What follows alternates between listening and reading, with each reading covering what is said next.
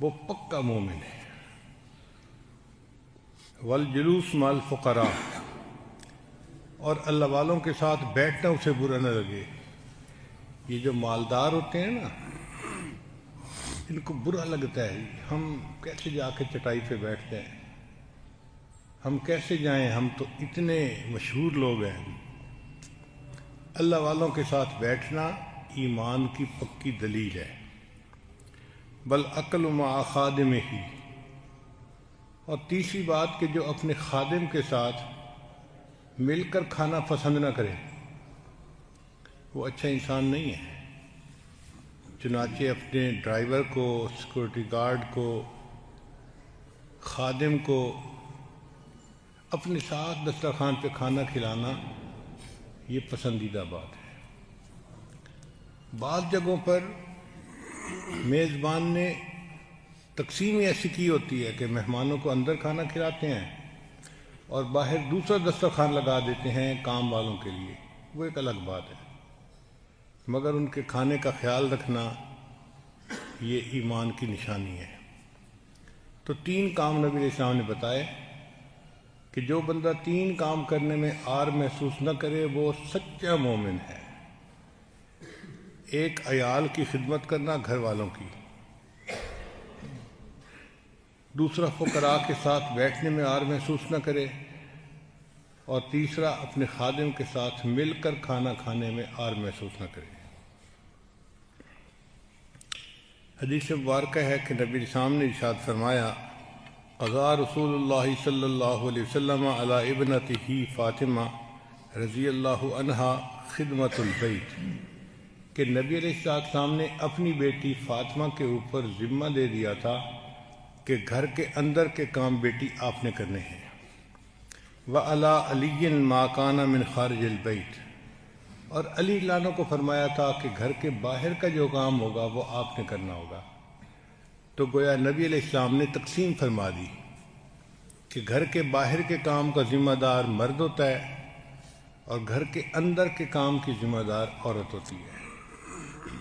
آج کے زمانے میں کچھ لوگ عجیب ہیں، اپنے آپ کو سمجھتے ہیں کہ ہم تو بڑا دین کا کام کر رہے ہیں، اور گھر میں اگر کوئی بجلی کا کام ہے تو بیوی فون کرے الیکٹریشین کو، بیوی فون کرے کسی پانی کے سسٹم کو ٹھیک کرنے والے کو۔ تو بہت سارے گھروں میں عورتوں کو باہر کے کام بھی کرنے پڑتے ہیں۔ یہ انتہائی بری بات ہے۔ شریعت نے فرمایا کہ باہر کے کام مرد کرے اور گھر کے اندر کے کام عورت کرے۔ کوئی بندہ بھی کسی پریشانی میں ہو، مصیبت میں ہو، آپ اس کا دل رکھیں، کوشش کریں اس کی پریشانی کم ہو جائے۔ چنانچہ نبی علیہ السلام نے ارشاد فرمایا، من نفس عن مؤمن کربۃ نفس اللہ عنہ کربۃ من کرب یوم القیامہ، جو بندہ کسی کی تکلیف کو دور کر دیتا ہے اللہ تعالیٰ اس کے بدلے قیامت کے دن اس کی تکلیف کو دور فرما دیں گے۔ اب بتائیے کتنا سستا سودا ہے۔ انسان دنیا میں جس کو دیکھے کہ غم زدہ ہے اس کے غم کو دور کرنے کی کوشش کرے، اور کئی مرتبہ تو ایک میٹھا بول اس کے غم کو دور کر دیتا ہے۔ پیار کا ایک بول اس کو مارل سپورٹ مل جاتی ہے، مگر شیطان یہ بھی نہیں کرنے دیتا۔ وَمَنْ يَسَّرَ عَلَى مُعْسِرٍ يَسَّرَ اللَّهُ عَلَيْهِ فِي الدُّنْيَا وَالْآخِرَةِ، اور جو کسی تنگی میں پڑے ہوئے بندے کی تنگی کو دور کرتا ہے اللہ تعالیٰ اس کے بدلے اس کے اوپر قیامت کی تنگی کو دور فرما دیں گے۔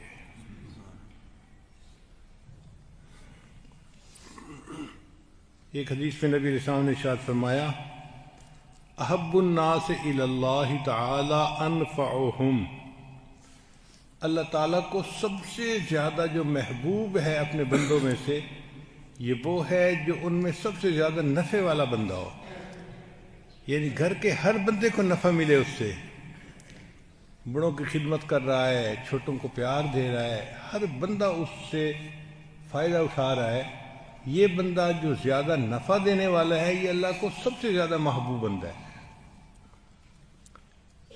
کوشش یہ کریں کہ آپ آکسیجن بن کے رہیں۔ آکسیجن کا پائپ جس میں آکسیجن آ رہی ہو نا، جس مریض کو سانس دمہ کی بند ہو، وہ آکسیجن کے پائپ کی طرف بھاگتا ہے کہ کسی طرح میرے سانس کی تنگی ختم ہو جائے۔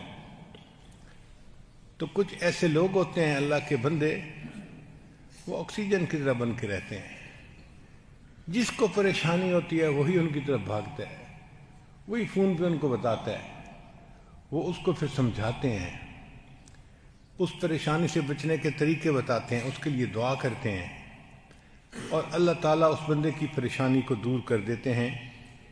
یہ وہ لوگ ہیں جو اللہ کو دوسروں کی نسبت زیادہ پیارے ہیں۔ احب الناس الی اللہ تعالی انفعہم، انسانوں میں سب سے زیادہ اللہ کو محبوب وہ بندہ ہے جو ان میں دوسروں کی نسبت زیادہ نفع والا بندہ ہے۔ اب کبھی بیٹھ کے غور کریں، کیا ہم سے کسی کو نفع پہنچا؟ کیا ہم سے کسی کی پریشانی دور ہوئی؟ اگر ہوئی نہیں تو ہم کس کام کے بندے ہیں؟ بھلے ہم نمازیں نفلیں پڑھتے رہیں اور تسبیح پھیرتے رہیں، اللہ کی نظر میں ہم بیکار لوگ ہیں۔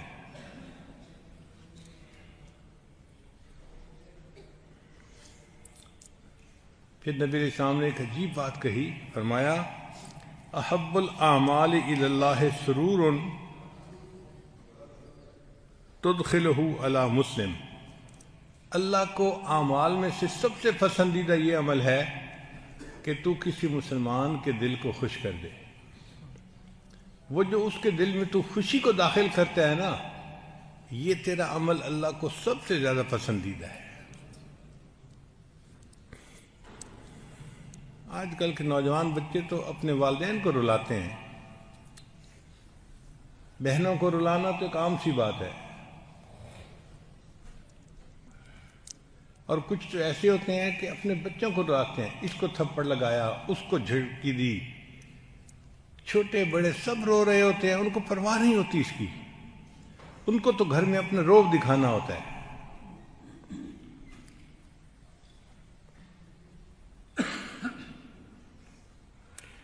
تو اللہ تعالیٰ کو اعمال میں سب سے پسندیدہ عمل وہ ہے جو خوشی کوئی کسی مومن کے بندے میں داخل کرے، اور تکشف عنہ کربتاً، یا اس کے اوپر سے کوئی مصیبت پریشانی دور کر دے، اور تقضی عنہ دیناً، یا کسی بندے کا قرض ادا کر دے، اور تطرد عنہ جوعا، یا کسی بھوکے کو کھانا کھلا دے، یہ اعمال اللہ کو دوسرے اعمال کی نسبت زیادہ پسندیدہ ہے۔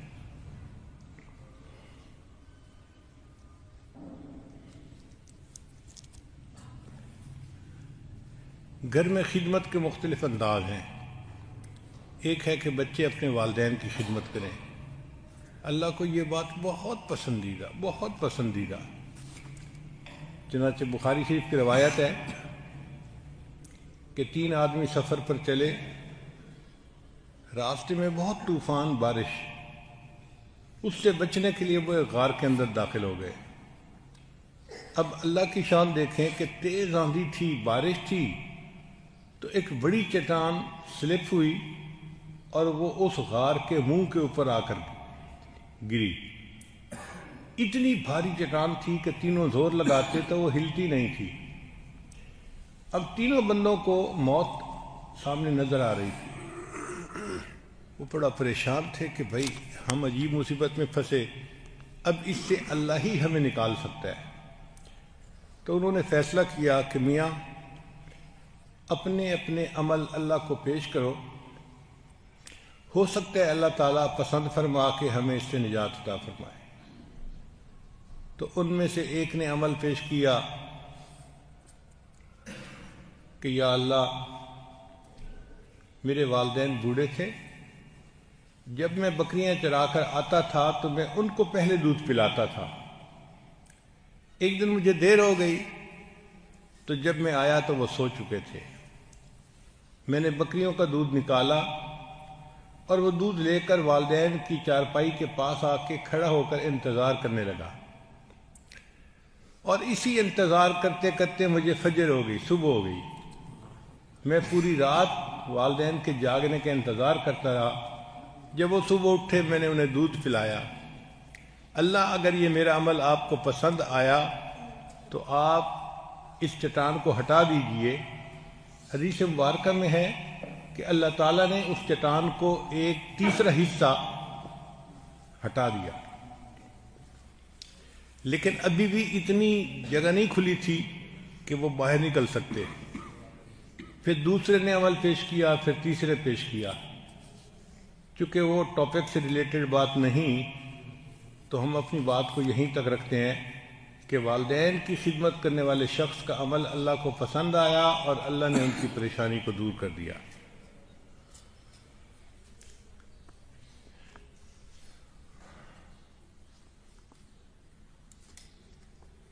ایک ہوتا ہے بیوی خاوند کی خدمت کرے، اس خدمت پر اللہ تعالیٰ بہت خوش ہوتے ہیں، بہت راضی ہوتے ہیں۔ چنانچہ حدیث مبارکہ میں آتا ہے، انس رضی اللہ عنہ اس کی روایت کرتے ہیں، قال قلنا النساء یا رسول اللہ، عورتوں نے کہا اے اللہ کے رسول صلی اللہ علیہ وسلم، ذهب الرجال بالفضل فی الجہاد، مرد لوگ تو جہاد کرتے ہیں اور جہاد کا ثواب لے کر آگے بڑھ جاتے ہیں۔ فَهَلْ لَنَا مِنْ أَعْمَالِنَا شَيْءٌ تَبْلُغُ بِهِ فَضْلُ الْجِهَادِ، ہم عورتوں کے لیے بھی کوئی عمل ایسا ہے کہ ہمیں بھی جہاد کا ثواب مل سکے؟ فقال رسول اللہ صلی اللہ علیہ وسلم نعم، نبی اسلام نے عورتوں کو جواب دیا کہ ہاں ایسا عمل ہے کہ تمہیں بھی جہاد کا ثواب ملے گا۔ محنت و احدا کنہ فی بیتہا، تم میں سے عورت جو گھر کے اندر محنت کرتی ہے، کھانا بنانے میں، بچوں کے پالنے میں، تربیت کرنے میں، گھر کی صفائی میں، کپڑے دھونے میں، یہ جو گھر کے کام کی محنت تم کرتی ہو، تب لوگوں بہی فضل الجہاد، اس سے اللہ تعالیٰ تمہیں جہاد کا ثواب عطا فرمائیں گے۔ اس لیے گھر کے کام کو آر محسوس نہ کریں عورتیں، اللہ کا قرب سمجھ کے اس کو کرنا پسند کریں۔ اللہ نے وسائل دی ہیں تو خادمائیں ہوں، مگر خود ان کے ساتھ لگ کے کام میں شریک ہو جانا، اس کو اپنے لیے اللہ کے قرب کا ذریعہ سمجھیں۔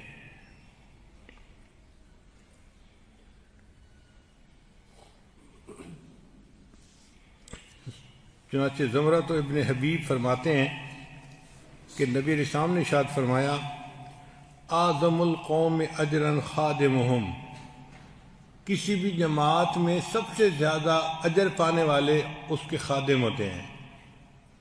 جو خدمت میں معمور ہوتے ہیں نا، جن کو ہم چھوٹا سمجھتے ہیں، اجر پانے میں وہ دوسروں سے آگے نکل جاتے ہیں۔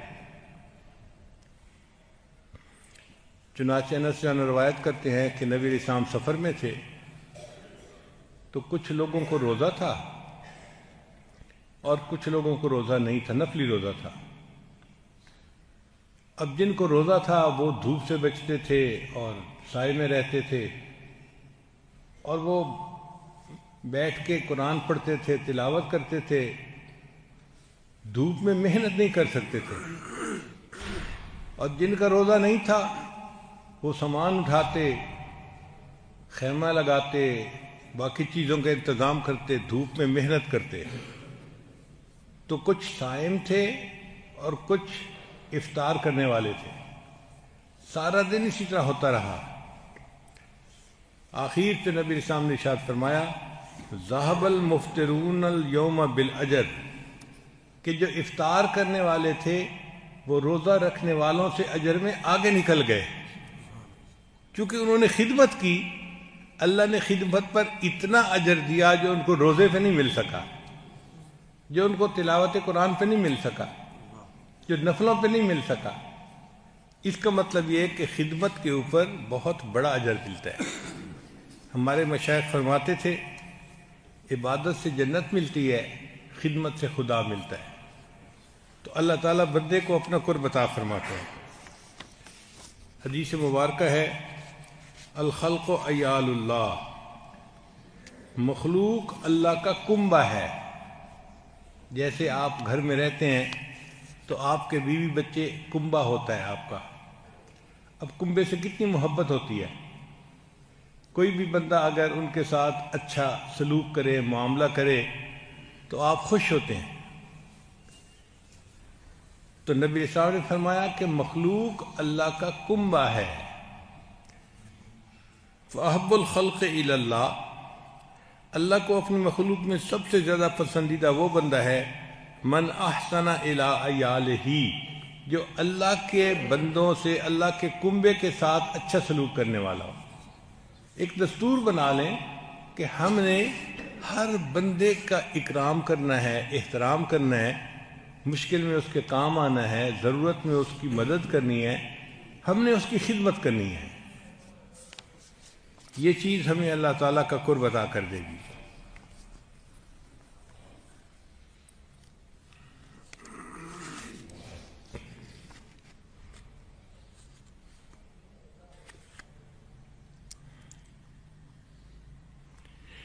انس جانو کہتے ہیں کہ نبی صلی اللہ علیہ وسلم نے ارشاد فرمایا من اعان اخاہ فی حاجتہ، جس نے اپنے بھائی کی مدد کی اس کے کام میں، وَأَلْتَفَهُ، اور اس کے ساتھ نرمی کا معاملہ کیا، كَانَ حَقًّا عَلَى اللَّهِ أَن يَخْدِمَهُ مِنْ خُدَمِ الْجَنَّةِ، اللہ کے اوپر لازم ہو جاتا ہے کہ اس کے بدلے اس کو جنت میں خدام عطا فرمائے۔ ہم دنیا میں اپنے بھائی کے ساتھ مدد کریں گے، اس کے بدلے اللہ ہمیں جنت میں خدام عطا فرمائیں گے۔ ابھی قتادہ رضی اللہ عنہ اس کی روایت کرتے ہیں، فرماتے ہیں کہ نجاشی کا ایک وفد نبی علیہ السلام کو ملنے کے لیے آیا۔ بادشاہ نجاشی تھا حبشہ کا، جس نے صحابہ کرام کو اپنے پاس رکھا تھا، ان کا خیال رکھا اور نبی علیہ السلام کا اکرام کرتا تھا، ایمان لے آیا تھا۔ اس کا ایک وفد نبی علیہ السلام کے پاس آیا، فقام، رسول اللہ کھڑے ہو گئے، یخدمہم، ان کی خدمت کے لیے، یعنی وفد آیا، اس وفد کی خدمت کے لیے اللہ کے حبیب سے خود کھڑے ہو گئے۔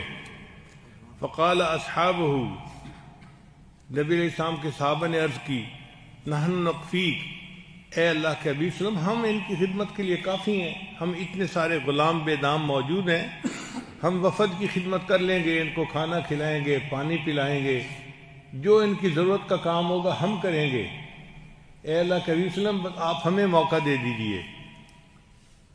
تو نبی علیہ السلام نے فرمایا انہم کانوا لاصحابی مکرمین، کہ انہوں نے میرے صحابہ کا بڑا اکرام کیا تھا جب وہ حبشہ گئے تھے۔ فَإِنِّي أُحِبُّ أَنْ أُكَافِئُهُمْ، مجھے یہ بات اچھی لگتی ہے کہ اب یہ میرے پاس آئے ہیں تو میں ان کی خدمت کروں۔ اب آپ بتائیے کہ خدمت کا کتنا بڑا اجر ہے کہ اللہ کے محبوب صلی اللہ علیہ وسلم نے خود ان کی خدمت کی اور فرمایا کہ میں چاہتا ہوں کہ میں خدمت کروں۔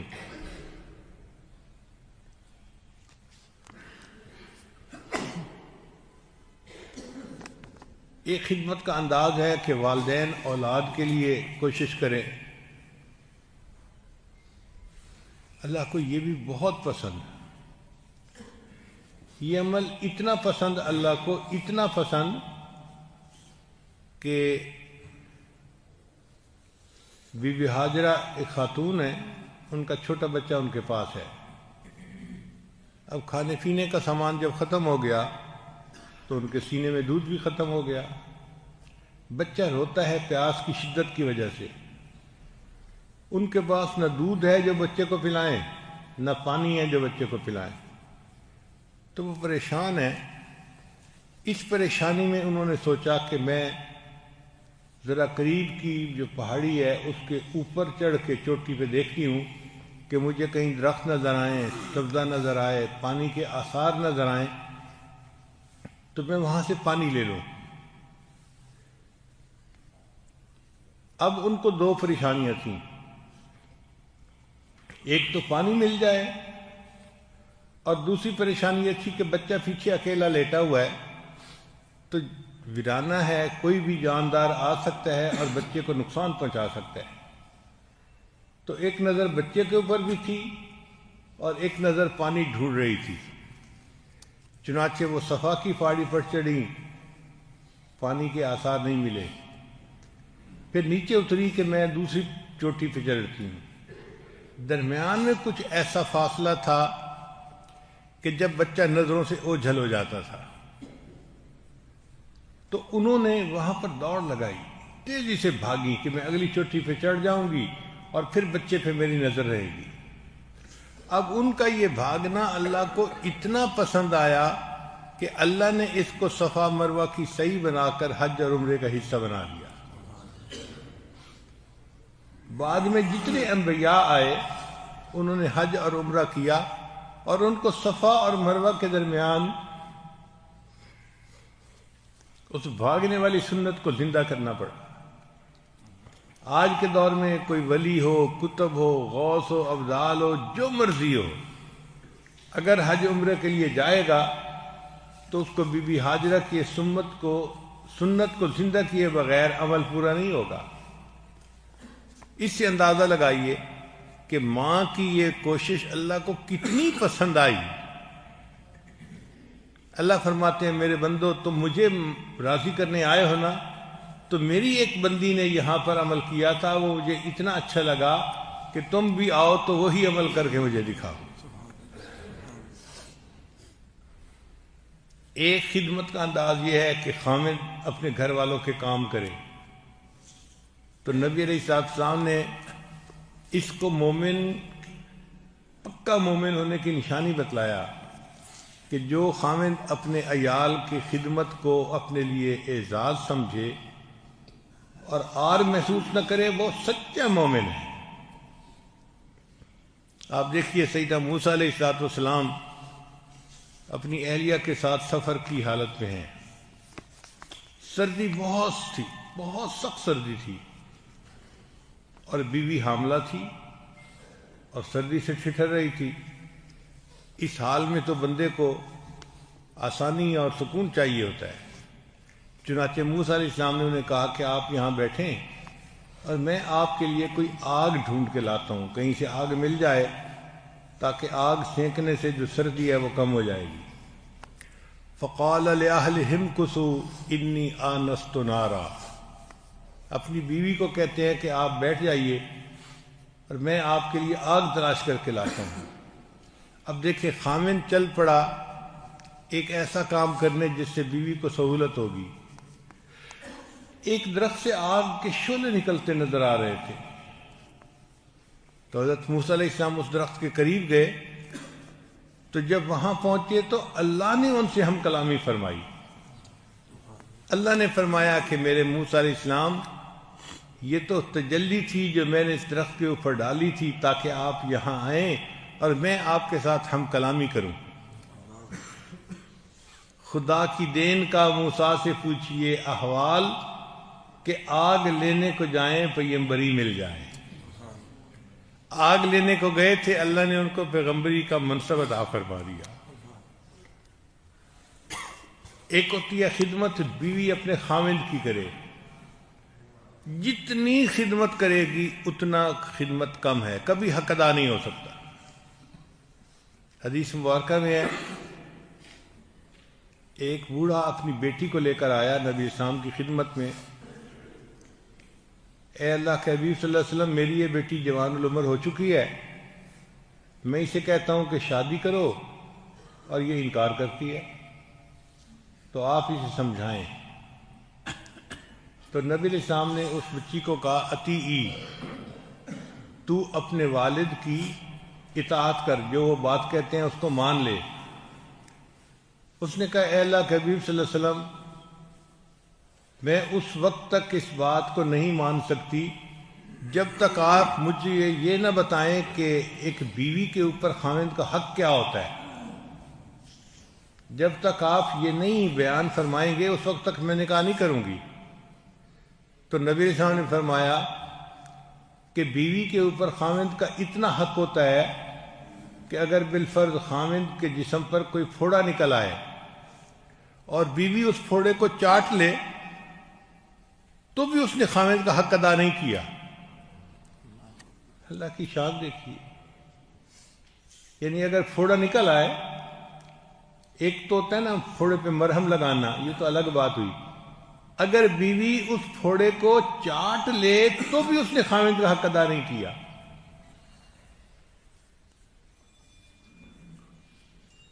اور ایک حدیث مبارکہ میں مفہوم یہ ہے، ہم اس کا ڈھونڈ رہے ہیں حوالہ، کہ سیدہ صدیقہ رضی اللہ عنہا سے کسی عورت نے پوچھا تھا کہ خاوند کا بیوی کے اوپر کیا حق ہے، تو انہوں نے فرمایا تھا کہ اگر خاوند کے پاؤں پر مٹی لگی ہوئی ہو اور کوئی بیوی اپنے رخسار سے اس مٹی کو صاف کر دے، اس نے بھی خاوند کا حق ادا نہیں کیا۔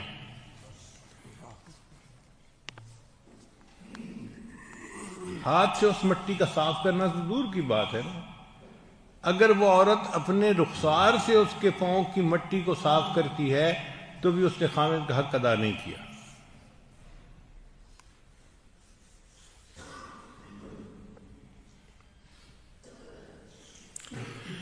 ایک خدمت کا انداز یہ ہے کہ اپنے استاد کی یا شیخ کی خدمت کرنا، یہ سعادت ہر کسی کو حاصل نہیں ہوتی، قسمت والے کو ملتی ہے۔ حضرت مرشد عالم رحمۃ اللہ کے ساتھ ایک مرتبہ ہم کسی اللہ والے کو ملنے کے لیے گئے، وہ بیمار تھے، لیٹے ہوئے تھے، تو حضرت خاموشی سے جا کر بیٹھے اور ان کے پاؤں دبانے شروع کر دیے۔ انہوں نے جیسے ہی دیکھا کہ پاؤں دبانے والے خود اتنے بڑے بزرگ ہیں تو وہ اٹھ کے بیٹھ گئے اور کہنے لگے حضرت آپ میرے پاؤں نہ دبائیں، آپ یہاں بیٹھیں آرام سے۔ تو حضرت کی آنکھوں سے آنسو آ گئے، تو میں نے پوچھا اشارے میں کہ حضرت یہ آپ کے آنسو کیوں آ گئے؟ حضرت فرمان لگے کہ مجھے دکھ ہو رہا ہے، اس وقت دنیا میں کوئی ایسا نہیں کہ جس کی خدمت میں کر سکوں، اس بات سے مجھے دکھ ہو رہا ہے، میرے والدین ہوتے میں ان کی خدمت کرتا،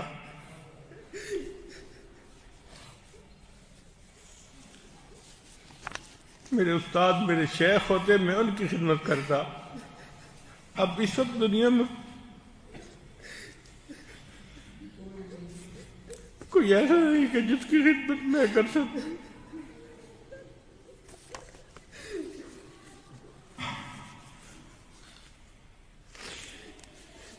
چنانچہ حضرات صاحب کرام اپنی زندگی میں بہت عبادت کرتے تھے،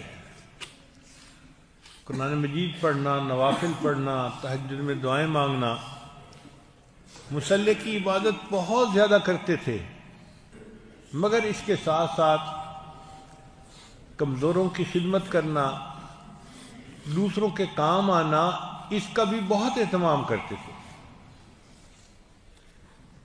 سیدنا صدیق اکبر رضی اللہ تعالیٰ عنہ ایک بوڑھی عورت کے گھر کی خدمت کرتے تھے، گھر کی صفائی کرنا، برتن دھونا اور کنویں سے پانی لے جا کر اس کے گھر میں پہنچا دینا، یہ صدیق اکبر عنہ اس وقت کرتے تھے جب وہ خلیفۃ المؤمنین تھے۔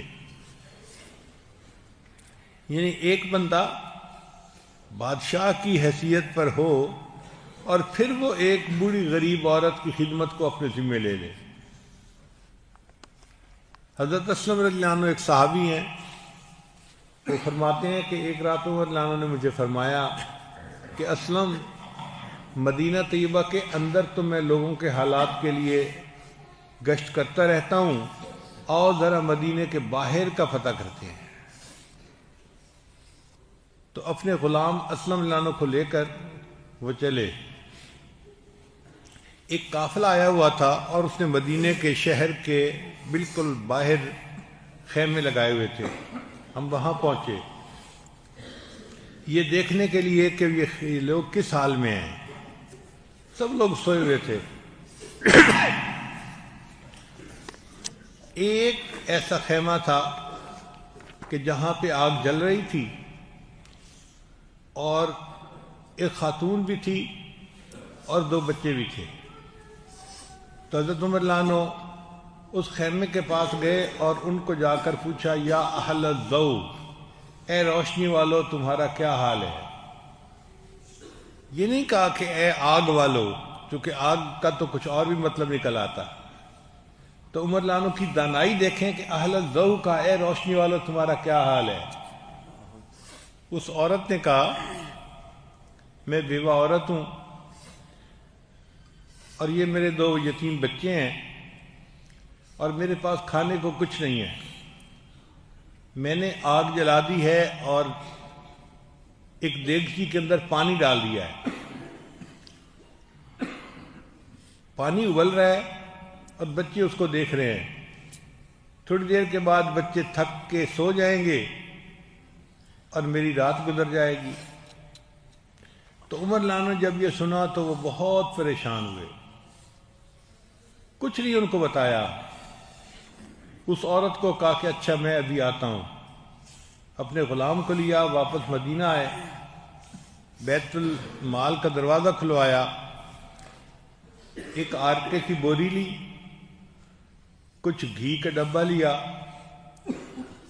گڑ لیا اور چیزیں جو کام آتی ہیں کھانے پکانے میں وہ لی. اور پھر اسلم رضی اللہ عنہ اپنے غلام کو فرمایا، اسلم یہ بوری میری پیٹھ کے اوپر لاد دو.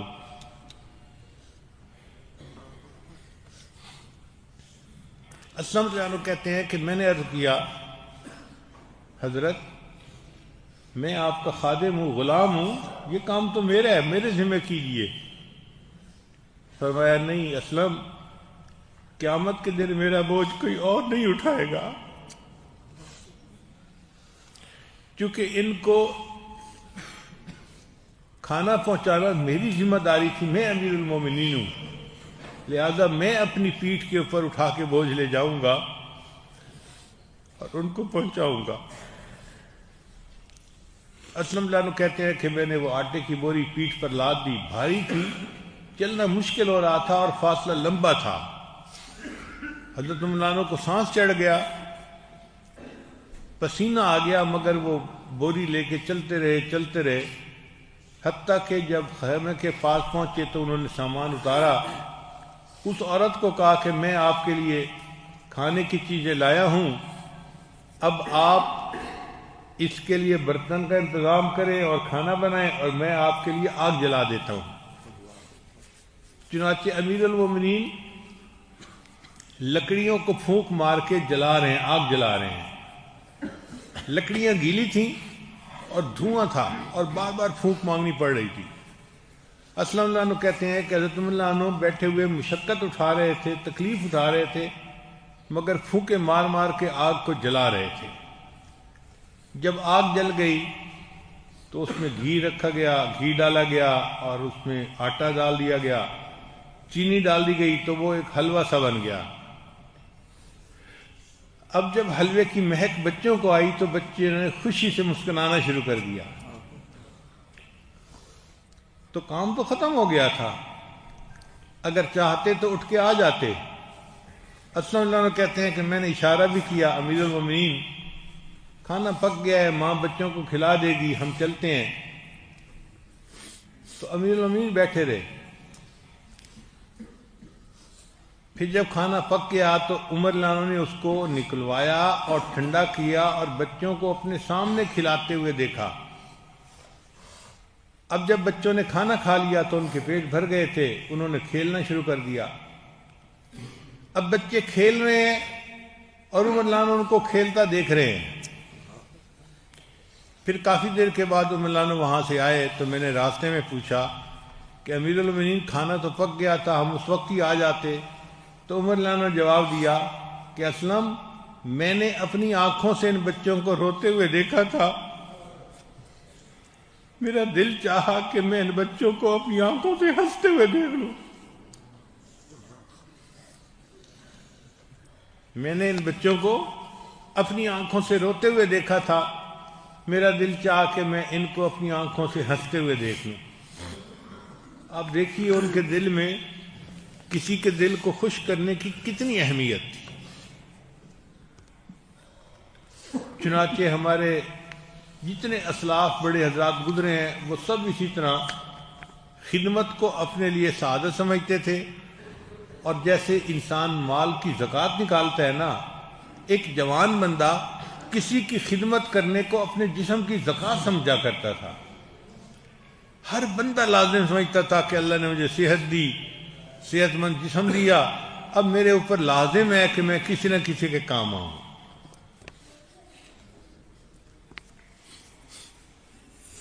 مفتی محمد شفیع رحمۃ اللہ علیہ فرماتے ہیں کہ میں مفتی اعظم کیسے بنا؟ فرماتے ہیں کہ دیوبند میں اپنے گھر سے فجر کی نماز پڑھنے کے لیے صبح صبح جایا کرتا تھا، تو اس میں مسلمانوں کی بھی آبادی تھی اور ہندوؤں کی بھی آبادی تھی۔ ایک دن میں نے دیکھا کہ ایک بوڑھی عورت سر کے اوپر پانی لے کر آ رہی ہے کنویں سے، مگر بوجھ زیادہ ہے اور اس سے چلا نہیں جا رہا۔ فرماتے ہیں میں نے اس بوڑھی عورت کو کہا کہ یہ مجھے دے دو، میں گھر پہنچا دیتا ہوں۔ تو اس بوڑھی عورت نے وہ پانی دے دیا۔ میرے لیے بھی وہ بہت وزنی تھا، مگر میں نے اس کو پانی کو سر کے اٹھا کے اس کے گھر پہنچا دیا۔ اس بوڑھی عورت نے مجھے بہت دعائیں دی، مجھے یہ بات اچھی لگی، اور اس سے اگلے دن میں وقت سے کچھ پہلے گھر سے نکلا۔ اس وقت وہ عورت ابھی کنویں سے پانی نکال رہی تھی، تو میں نے اس بوڑھی عورت کو کہا کہ پانی بھی میں نکالتا ہوں اور آپ کے گھر بھی پہنچا دیتا ہوں۔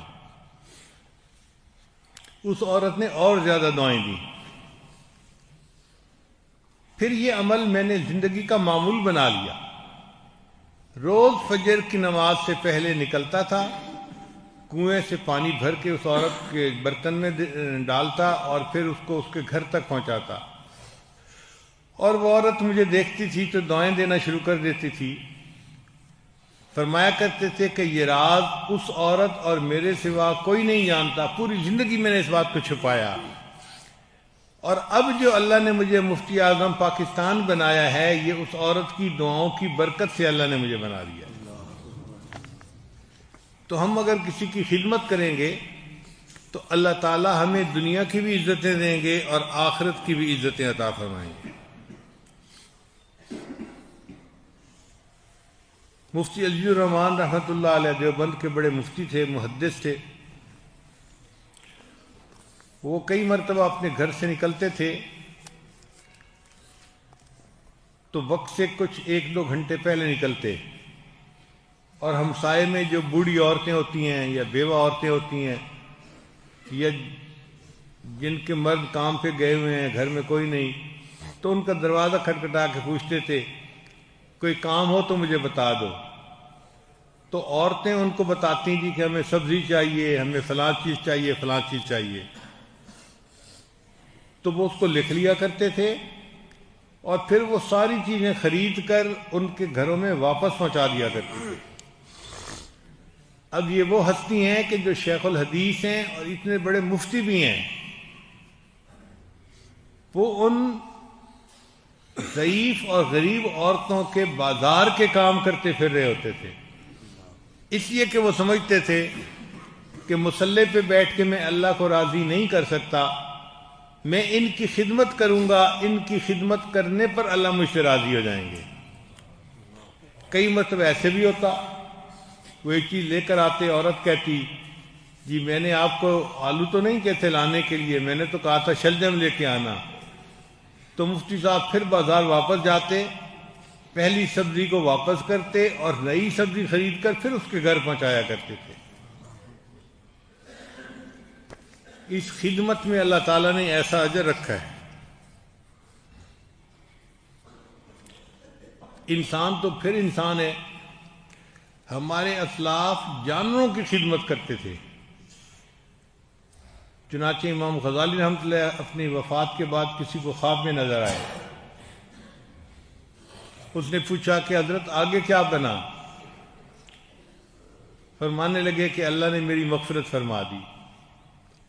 اس نے کہا مغفرت تو ہونی تھی، کہ آپ نے ایسی کتابیں لکھی ہیں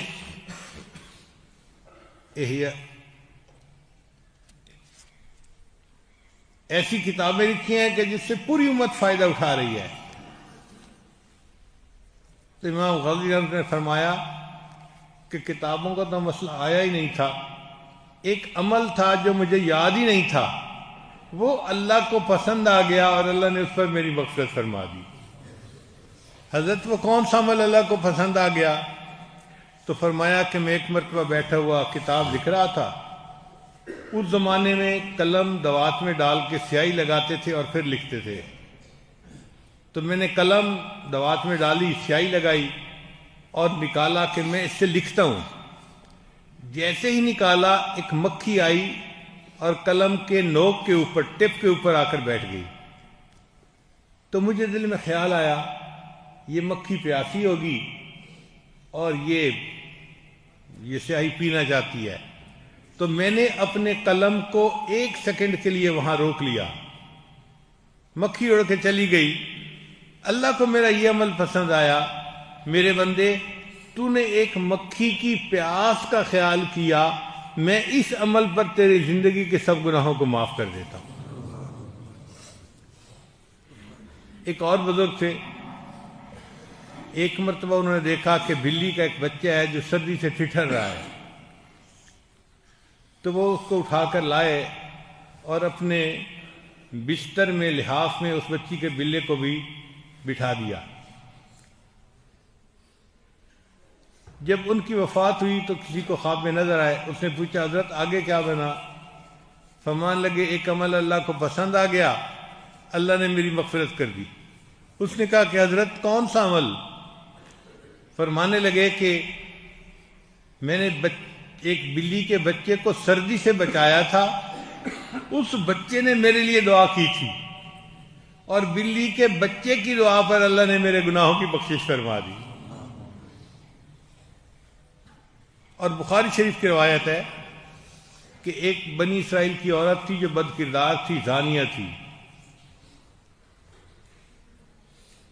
وہ جا رہی تھی، اس نے ایک پیاسے کتے کو دیکھا اور اس پیاسے کتے کو اس نے پانی پلایا.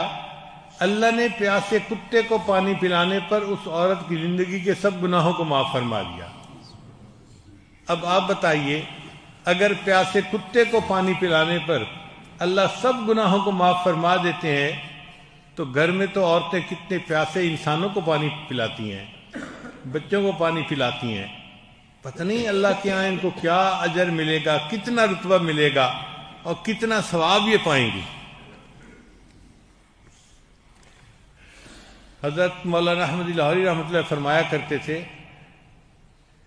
کہ انسان کو چاہیے کہ اللہ کو راضی کرے عبادت سے، نبی علیہ السلام کو راضی کرے اطاعت سے، اور مخلوق خدا کو راضی کرے خدمت سے. اللہ کو راضی کرے عبادت سے اور نبی علیہ السلام کو راضی کرے اطاعت سے، اور مخلوق خدا کو راضی کرے خدمت سے. اور ہم اگر دیکھیں کہ ہم کس کی خدمت کرتے ہیں تو ہماری زندگی میں تو یہ چیپٹر ہی نہیں کھلا ہوا، ہمیں اس کو اہمیت ہی نہیں دیتے. چنانچہ ابراہیم ادم رحمۃ اللہ علیہ ایک بزرگ گزرے ہیں، یہ پہلے وقت کے بادشاہ تھے، بلخ کے بادشاہ تھے.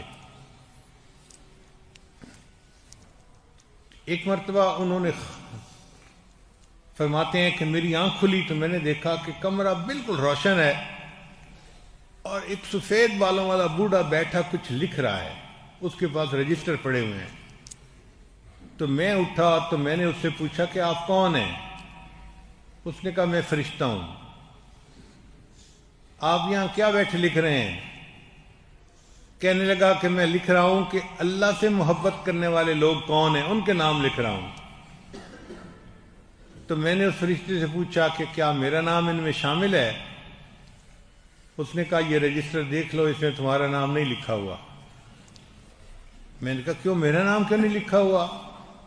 وہ کہنے لگے اس لیے کہ تم اللہ سے محبت کرنے والے کہاں، تم بادشاہ ہو، سارا دن دربار لگاتے ہو، مزے کی زندگی گزار رہے ہو، کھاتے ہو، پیتے ہو، تو تم اللہ سے محبت کرنے والے کہاں؟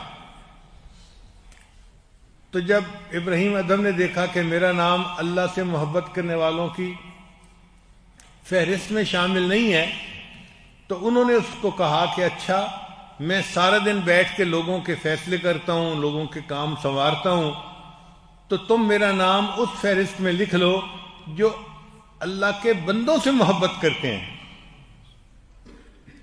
یہ کام تو میں سارا دن کرتا ہوں نا۔ تو اس نے کہا کہ ہاں، میں تمہارا نام اللہ کے بندوں سے محبت کرنے والے کی فہرست میں لکھ لیتا ہوں۔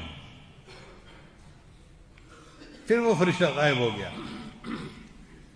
کچھ عرصہ گزرا، پھر یہی واقعہ پیش آیا۔ اٹھے، دیکھا کہ وہ فرشتہ بیٹھا لکھ رہا ہے، تو پوچھا بھئی کیا کر رہے ہو؟ اس نے کہا کہ میں ان لوگوں کے نام لکھ رہا ہوں جن سے اللہ محبت کرتے ہیں۔ میں ان لوگوں کے نام لکھ رہا ہوں جن سے اللہ محبت کرتے ہیں۔ تو ابراہیم ادم نے پوچھا کہ میرا نام؟ فرشتے نے رجسٹر کھولا تو سب سے اوپر ابراہیم ادم کا نام لکھا ہوا تھا۔ فرشتے نے کہا کہ چونکہ آپ نے کہا تھا میں اللہ کے بندوں سے محبت کرتا ہوں، اس کا اجر یہ ملا کہ اللہ نے ان بندوں کی فہرست میں سب سے پہلے تمہارا نام لکھوایا جن سے اللہ محبت کرتے ہیں۔ خدا کے بندے تو ہیں ہزاروں، بنوں میں پھرتے ہیں مارے مارے۔ بنوں کہتے ہیں جنگل کو۔ بہت سے اللہ والے ہیں، پہلے زمانے میں فقراء جنگل چلے جایا کرتے تھے، عبادت کرتے تھے۔ تو فرماتے ہیں خدا کے بندے تو ہیں ہزاروں، بنوں میں پھرتے ہیں مارے مارے، میں اسی کا بندہ بنوں گا جس کو خدا کے بندوں سے پیار ہوگا۔ وآخر دعوانا ان الحمد للہ رب العالمین۔